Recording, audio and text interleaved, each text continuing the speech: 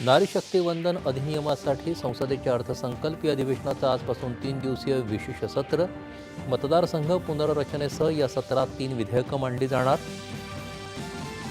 मतदारसंघ पुनर्रचनेबाबत अफवा पसरवू नका असं सांगत या मुद्द्यावर महिला आरक्षणाला विरोध न करण्याचं केंद्रीय मंत्री किरेन रिजिजू यांचं विरोधकांना आवाहन. पंतप्रधान नरेंद्र मोदी आणि ऑस्ट्रियाचे चान्सलर डॉक्टर ख्रिश्चियन स्टॉकर यांच्यात आज नवी दिल्ली इथं होणार बैठक.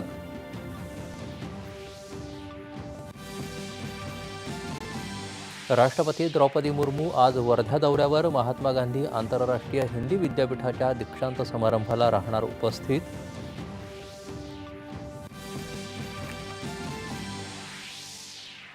जनगणनेअंतर्गत घरांच्या गणनेचा पहिला टप्पा आजपासून काही राज्यांमध्ये होणार सुरू.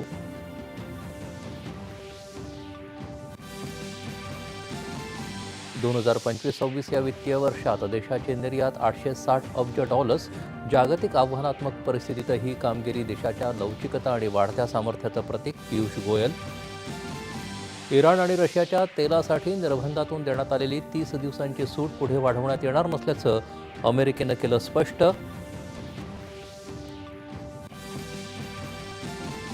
नाशिक आयटी कंपनी महिला शोषण प्रकरणात केंद्रीय महिला आयोगाकडून सत्यशोधक पथकाची स्थापना.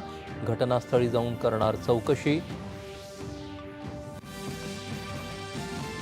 बुद्धिबळपटू आर वैशालीचा महिला कॅन्डिडेट स्पर्धेत ऐतिहासिक विजय. जागतिक अजिंक्यपद लढतीसाठी दावेदारी केली सिद्ध.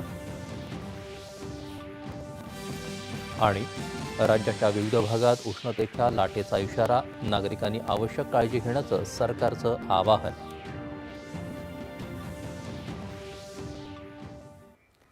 नमस्कार. 11च्या बातमीपत्रात